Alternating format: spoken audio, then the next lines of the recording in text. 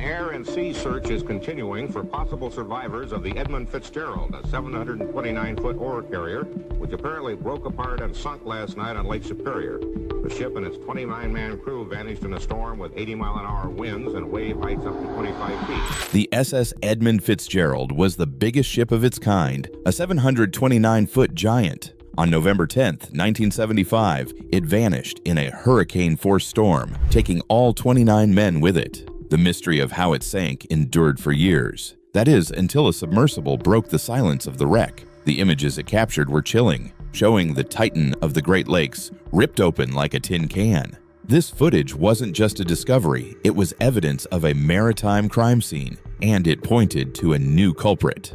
500 feet down, the mission was clear, but the risk was enormous. The SS Edmund Fitzgerald rests in Canadian waters, 530 feet down, where the water temperature hovers just above freezing year-round. This is a protected gravesite. You see, diving on it is strictly forbidden, carrying a massive fine. But this wasn't a scuba dive. This was a mission using a high-tech, remotely operated vehicle, or ROV. A deep-sea submersible designed to handle the crushing pressure that would instantly end a human life. Its mission, to get the first high-definition look at the wreck that had baffled experts for decades. As the ROV descended, the light from the surface vanished. It was plunged into a pitch-black, silent world. 500 feet is a long way down. The pressure at that depth is immense, over 230 pounds per square inch. The ROV's powerful lights switched on, cutting through the murky green water. At first, there was just nothing.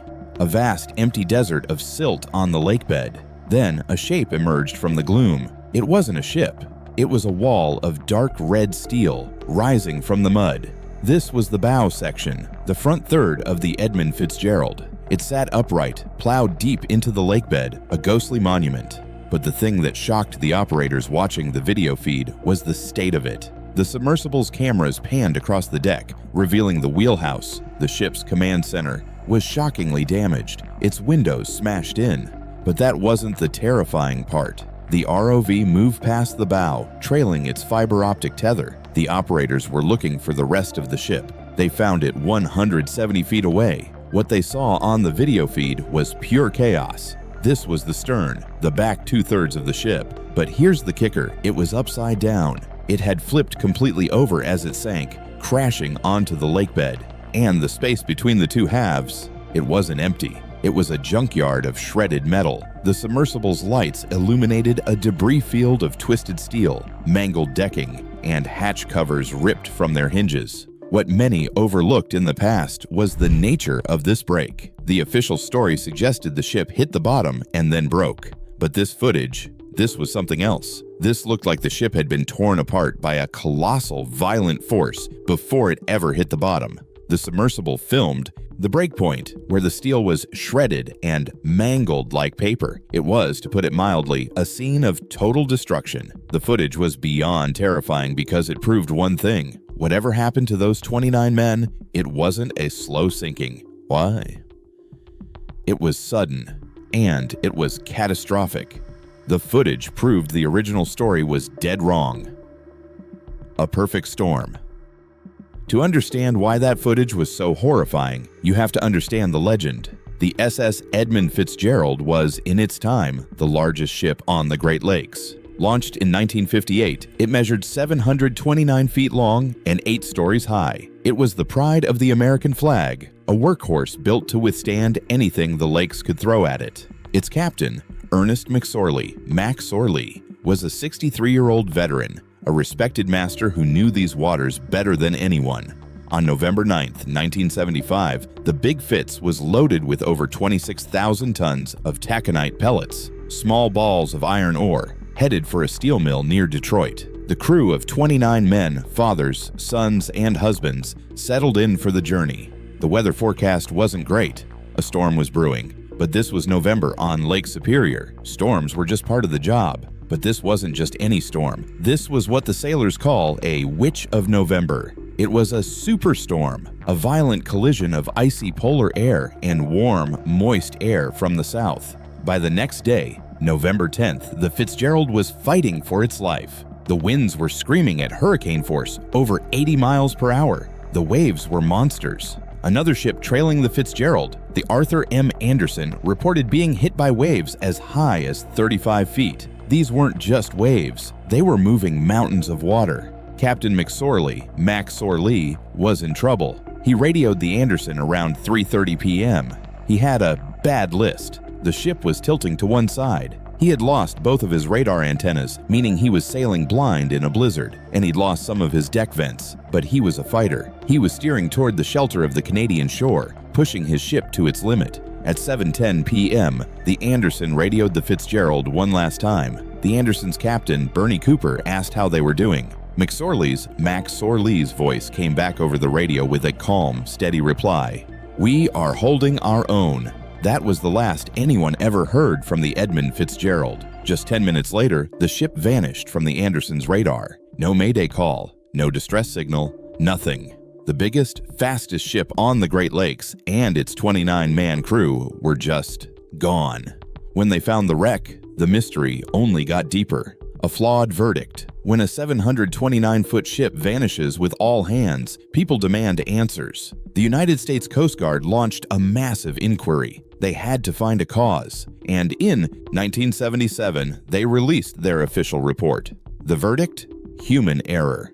The report concluded that the crew had failed to properly secure the 21 in their massive cargo hatch covers on the deck. The Coast Guard claimed these loose hatches allowed the 35-foot waves to pour thousands of tons of water into the cargo holds, causing the ship to lose buoyancy and sink. In short, they blamed the crew. They blamed Captain McSorley, Mac Sorley, and his 28 men for their own demise. The problem? Literally, no one who worked on the lakes believed it. It just didn't make sense. That crew was one of the best on the lakes. The idea that they wouldn't dog down the hatches while heading into a hurricane-force storm was, to put it mildly, an insult. Captain Cooper of the Anderson strongly disagreed. He said there was no way McSorley, Mac Sorley, would have been so careless. The thing nobody tells you is that this leaky hatch theory had huge holes. Years later, investigators put it to the test. They took a similar hatch cover system and blasted it with water at forces matching the storm. The result? Almost nothing got in. A few tablespoons of water, not the ship-sinking flood the Coast Guard described. But the biggest clue that the official story was wrong came from another shipwreck, the Daniel J. Morrell. 9 years earlier, the Morrell sank in a similar storm. But it had one big difference. A survivor, Dennis Hale, was on the Morrell when he heard a terrifying bang, like a shotgun. He ran on deck just in time to see his ship ripping in half on the surface. Hale survived for 38 hours on a life raft next to his frozen crewmates. His testimony proved that these invincible ships could be broken apart by the waves. This suggested a much more violent end for the Fitzgerald, one that had nothing to do with leaky hatches. The real clues weren't on top, but in the ship's very bones. The tank simulation. This is where that terrifying submersible footage comes back in. The high-definition film from the 90s wasn't just for sightseeing. It was a forensic investigation. Experts, naval architects, and shipbuilders analyzed every second of that footage, and what they found was a smoking gun. The first clue was something called scallop welds. The ROV's cameras got right up close to the hull, showing where the steel plates were welded together. The Fitzgerald was built using an older method that left a scallop effect. We know today that this method leaves a tiny flaw, a place for a fracture to start. The ship, it turns out, had a hidden weakness, right where it broke. The second clue was the damage to the wheelhouse. The submersible footage clearly showed the visor above the windows was bent, and the windows were smashed in. This damage was way above the waterline. The only way to cause that kind of damage was if the entire front of the ship was driven underwater by an incredible force.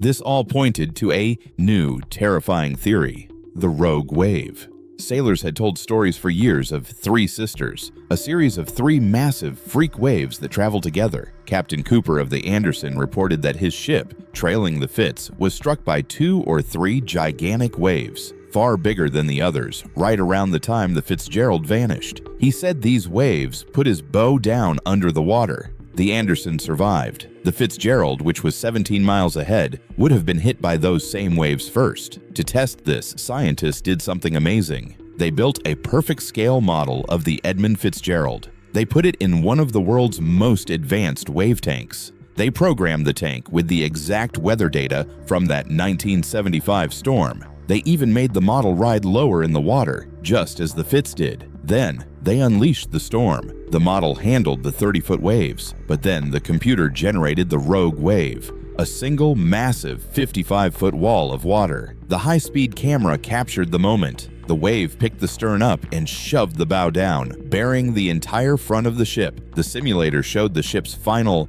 horrifying moments. The grave in the deep, the final picture pieced together from the submersible footage and the wave tank, is beyond terrifying. It's the end of the human error lie and the beginning of a horrifying truth. Here is what the evidence shows really happened. The Edmund Fitzgerald was already in deep trouble. The load line rules had been changed years earlier, allowing the ship to carry more cargo. This meant it was riding 4 feet lower in the water than it was designed for. Then, the storm hit. It lost its radar. It was taking on water somewhere, likely through the damaged vents, and had a bad list. The ship was stressed, heavy, and low. Then, the 3 sisters found it. A series of rogue waves, possibly over 55 feet high, bore down on the ship. The first wave hit, smashing the deck. The second wave, even bigger, rolled over the ship, crashing into the wheelhouse and driving the bow deep underwater, with the bow submerged and the stern high in the air. The entire 729-foot length of the ship was under an impossible strain. The submersible footage of the scallop welds proves what happened next. The hull, already weak, couldn't take the force. With a sound like a cannon, the ship snapped in half on the surface. This is the terrifying part. The 29 men in that wheelhouse were instantly plunged into the freezing lake as their ship broke apart around them. The stern section, still under power, steamed away for a few moments before it, too, flooded and capsized, flipping upside down as it sank. The bow section, now a hollow steel tube, dove for the bottom. The entire event, from Max Sorley's last radio call to the ship being in 2 pieces, likely took less than a minute. The crew had no time to